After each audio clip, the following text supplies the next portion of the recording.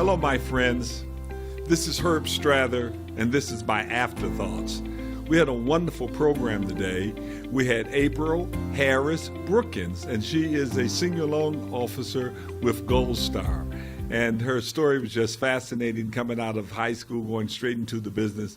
Now, April, some 13 years later, does $2 million a month in good quality loans, and she's well adversed to how FHA operate, FHA and other lenders. So I had a chance to ask some critical questions, which more or less verifies my theory and the things that we talked to you about. I was able to ask her directly, and you got her response. But let's go over some of those that was very important, and I want you to take note.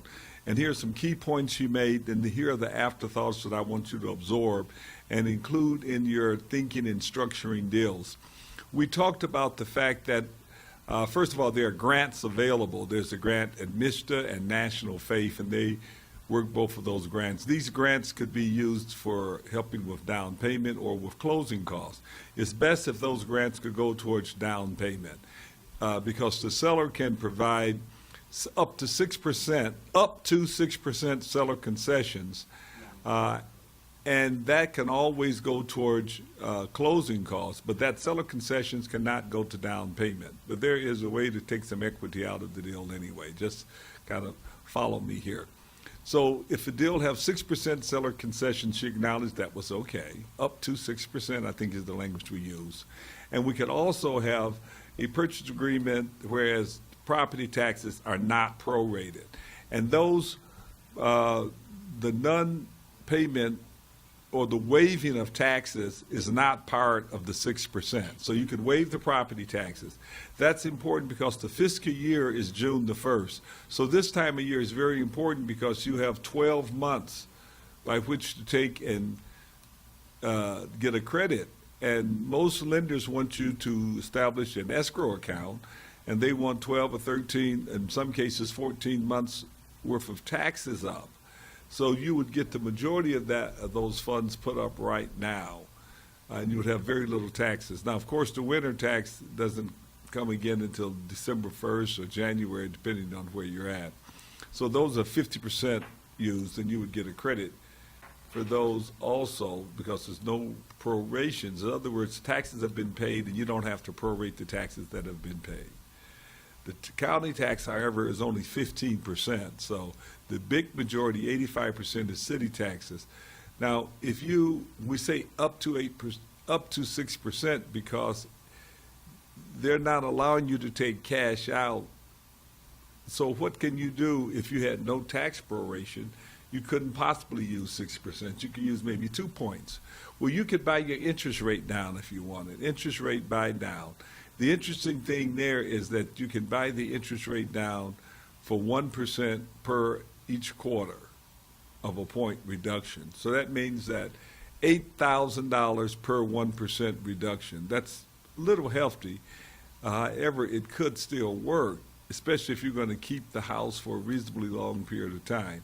Like if you're going to keep the house for 10 years, it makes sense. If you're going to keep the house for 3 years, it doesn't make sense because you have an unamortized price you have to pay that you've paid. The 8%, it takes time to make that 8% up. Theoretically, it would take at least 8 years. So, but there's another thing that you can do. And listen very carefully, what we talked about was the ideal of seller repairs. Now, how the repairs go is this. You can ask the seller to take care of any repairs or needed improvements.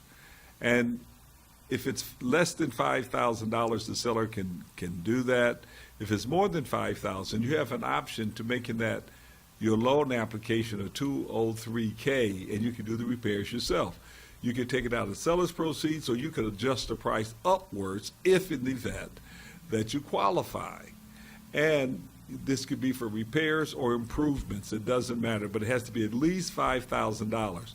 Another option is to have the seller pay for it, adjust the price, have the seller pay for it. Now, listen carefully.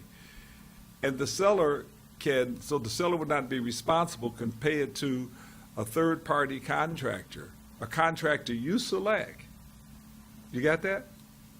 You select the contractor. It could be your cousin. You select the contractor, and your name and the contractor's name goes on that cashier's check. And you then sign off, releasing the seller from any liability. So if you got a $10,000 contract, how much does it cost to really do the job? You could probably get the material for $2,500. You could probably pay labor for $2,500, and you have a 50% profit. That's typical in the industry, especially the fire repair industry, for example. And many contractors get 100% margin anyway, or 50% margin. So, or 100% profit or 50% margin, however you would like to take a look at it. So this is a way that you, as a buyer, can structure your deals. Structure them with no tax proration, structure them with 6% seller concession, and structure them that you have to put it in writing that you have 30 days or 30 business days to do the inspection, and that the seller agreed to do these, to pay for any and all reasonable and necessary repairs and improvements. And if the seller don't want to, they can walk, and if the seller refuses to, you can walk. So both of you have that option. However, if you say to the seller, adjust the price, then the seller shouldn't have a problem. So oftentimes you want to arrive at your price first, and then adjust the price for any improvements and things you want the seller to pay for. As I told you, there is ways to legitimately take cash out at closing, and you can do this, but there's a couple things that you should not or never do.